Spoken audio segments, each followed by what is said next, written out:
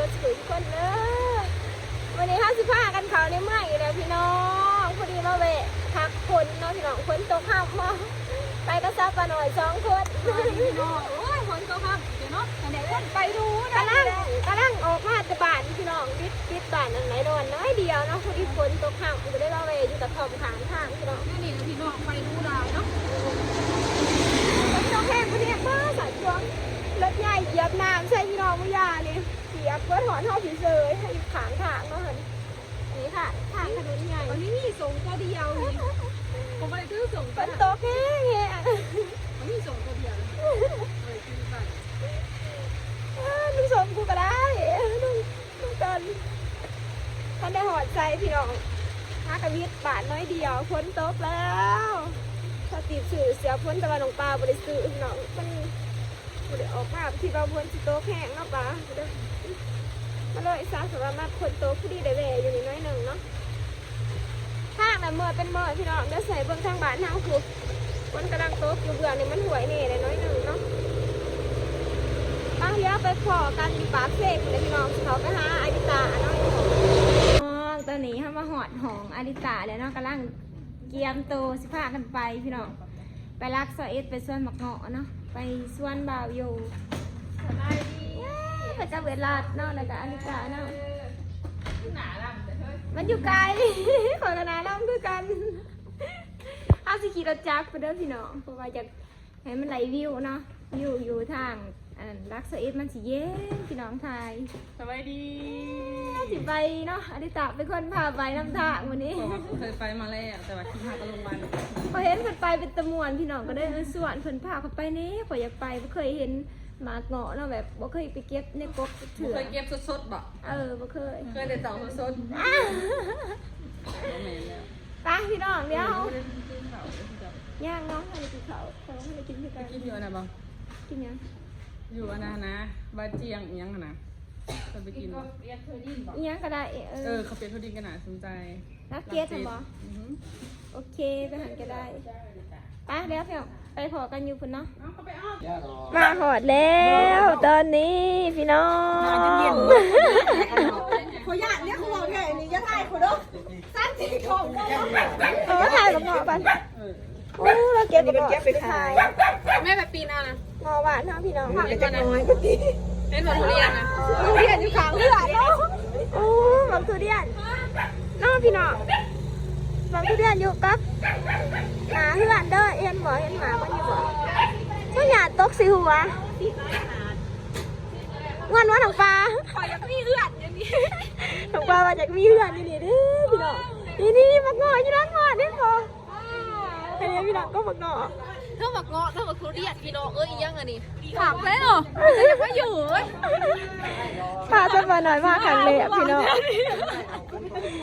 ไอ้โย่ถ้าเปล่ามีผู้บ่าวเที่ยวนี่บ่เป็นไรมีน้ำหมักทุเรียนมีน้ำหมักงออยากมาอยู่อันนั้นคือหมักงอพี่น้องแดงอยู่เห็นบ่นี่หมักงอเนาะอันนี้หมักทุเรียนขอจ้องนะค่ะพี่น้องเป็นตะมวนเนาะระวังมันตกใส่หัวเลยเป็นตะมวนเว้ยพี่น้องตอนนี้เข้ามาหอดบ้านไอโยเลยเนาะตอนนี้กำลังพากันย่างไปสวนปูป้าสวนปักกอไอโยชาวบ้านเต็มตื่นหมดแล้วเขาจะสิเนี่ยบางวัตถุพี่ช่างรอบฝอกอันนี้เขาว่านี่นาพี่น้องโอ้ยขอที่ท้ายหลังพากันย่างไปค่ะไปได้ไปคนส่วนอธิตาเพื่อนแต่ละส่วนคอยตัวนั้นเนาะจะถ่ายก็ไม่เห็นว่าพากันไปนี่ได้ทุกคนไปในยูทูบเบอร์พี่เจฟ2เนาะพี่น้องพี่ธวา FC อาตีอาโปเนาะไปเบิ่งคลิปซะหน่อย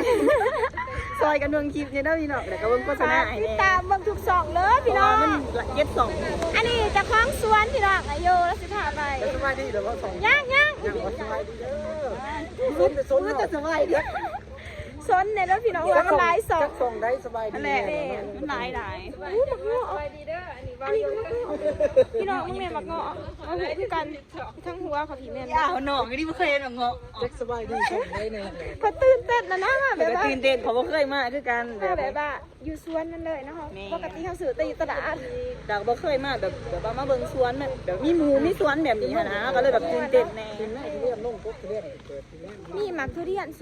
สูงพี่น้องกบทุเรียนนั่นก็ดินี่ทุกหมากเนาะลำไยหมักงอ อันนี้ หมักต้องกระท่อนหั่นนะ กระท้อนหรือว่าบ้านเฮาเอิ้นบักต่องเนาะพี่น้อง ฮะ ไปโผล่กันอยู่หมองเฮาที่สวนเหมือนในพี่น้องเนาะ ทำตุ่ม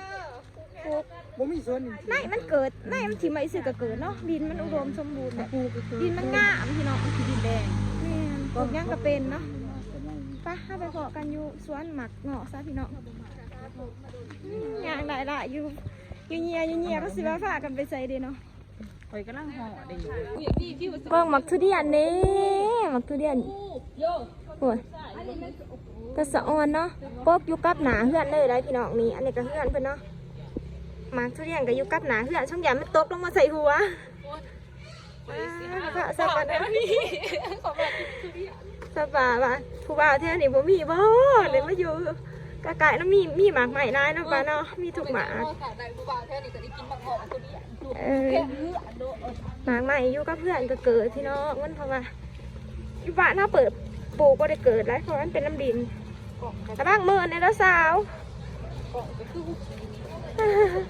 ที่กันหันเลยกล่องนางขอแจ่มเว้ยพี่จะง่าครับยางพากันยางเนาะยันพ้นมันตกแห้งมันเหมือนที่เรายันไปบ่ได้ยันโดนเหมือนก็ได้ยางป้าขอสะออนบักเงาะได้ป่านี่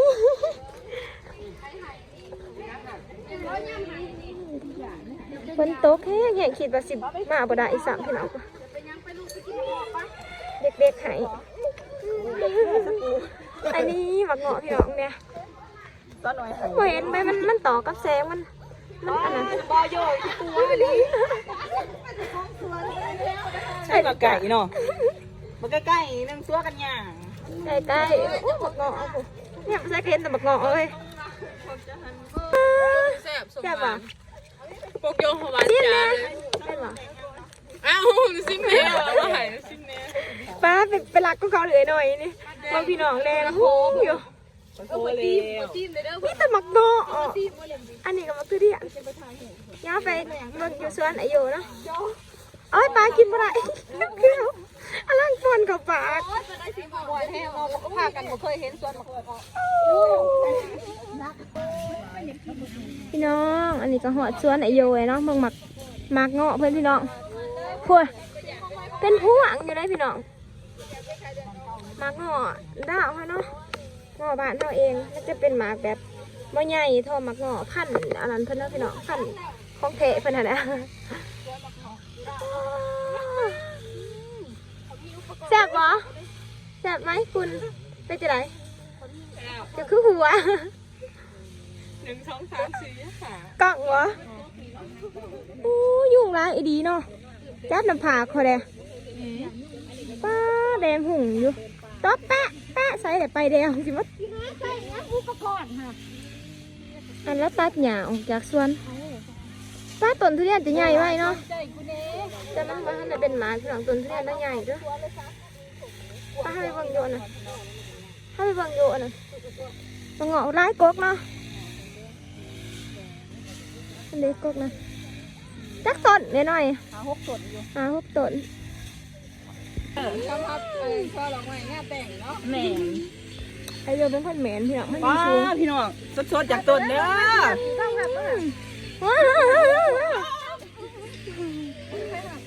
คนกระตกพี่น้อง หวานนะดิหวานพี่น้อยพี่แดงมันเค็งหวานของป้า ราคาอันนี้เลยมันสูงเนาะพี่น้องแรงหงอยู่ไม่ได้ต้นนะเนี่ยกู มาโยจัดมาโย อาจจะได้ยินแต่เสียงจากนะพี่น้อง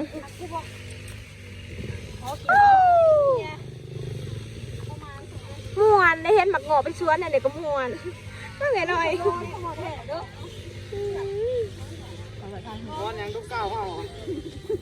ถึกต้องแกทงมาเป็นแบบนี้ โอ้เอามาใส่หมดเลย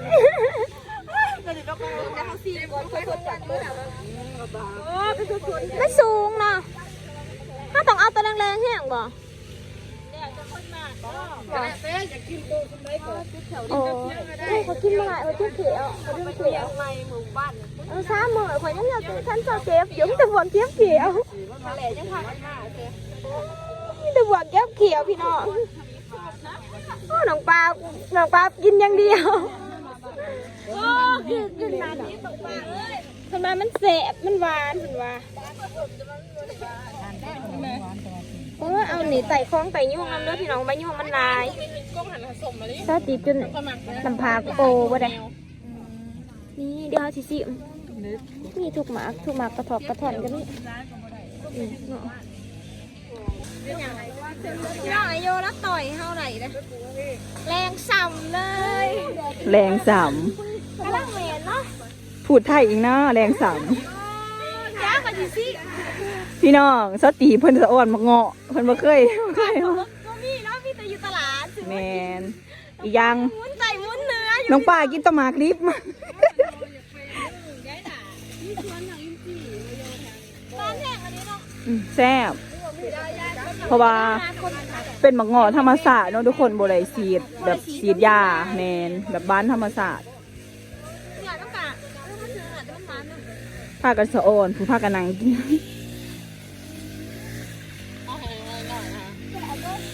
มาเงาะนี่แหละ เอากินเนี่ย ไม่จะได้มากินหอดต้นก็แซ่บกินหอดต้นนี่หวะ เออ ชาติเป็นคนส่วนอดิตาผ้าขนไปดีมันเราเป็นหมาเนาะเสือหนึ่งเพราะว่าก่อนจะเห็นที่ส่วนกันเลยเนาะนี่เดี๋ยวเราจะเขาว่าเท่ต้องการที่ส่วนกันมากเนาะหอดเลยเด้อต้นมะกอก ประมาณพากันมาดิแอบที่เมื่อมือนี่ คนตบกับแข้งมากพี่น้องพ่อมาอยากมาเกิดบ่หอดเนาะ น้องป้าเพิ่นน้องป้าเพิ่นจะอ่อนหมักเงาะเพิ่นทายจะมาผัวเพิ่นทายกินตะหมากลิบอีกว่าหมากเขียวๆอีก เสียใส่ไม่ใหญ่สิมันเป็นยังไงใส่จะว่าเสีย ชิมบ้าง เบิ้งสีดองสิก็น้องปลามาหมาเคี้ยวสีแสบเนาะ มาเกี้ยวแสบก็มาแดงก็หมูจับ หน่อยนี่แหละ ว่าเอื่อยเด้อ แต่ มันน้อยโบเดี๋ยวหน่อย เรื่องหวานนี่หวานแสบอยู่แต่ว่าสีมันสีโบราณตัวสีแดง แม่มันแสบกว่าสีแดงขอ สีแดงหันจากหวานแห้งแต่ว่าตัวนี้ผู้ดีมันสีสดมันหวานแสบเพื่อกัน แสบเนาะ มันกินอะไรเบิร์ดเลยพี่น้องมันเดือนกันนี่น้อยหนึ่งนี่ มันทุกข์ โอ้มันเป็นน้ำแสงโทรศัพท์เขาได้นี่ปั๊บขึ้นปั๊บลงเองนะนี่มันเป็นน้ำเดือมหน่อยนี่เป็นน้ำเดือมเนาะ ทายเสียงแบบนี้ที่เคย ป้าไอโยแล้วซื้อขึ้นมาเนี่ยเขาเสียเป็นนาโปมากันอันนั้นพี่น้องหยาจนกระสืบอยู่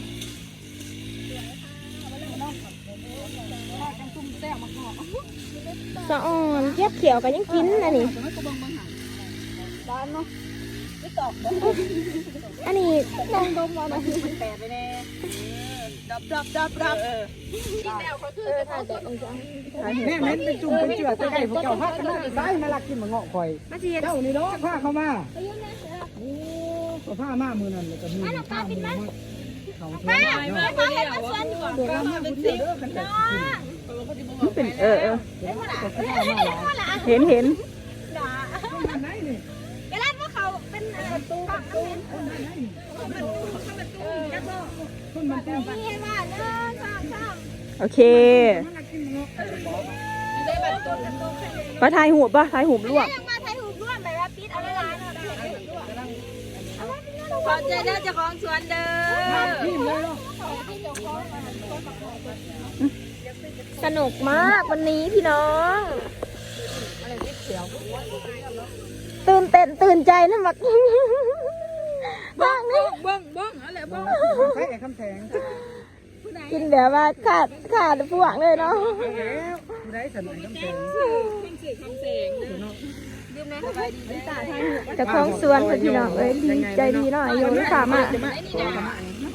มาแต่ไกลเนาะ พี่น้องเพิ่นขึ้นอยู่ปลายพุ่นเด้อเจ้าของเพิ่นขึ้นให้จะขึ้นพุ่นขึ้นน้ำมักงออยู่ปลายพุ่น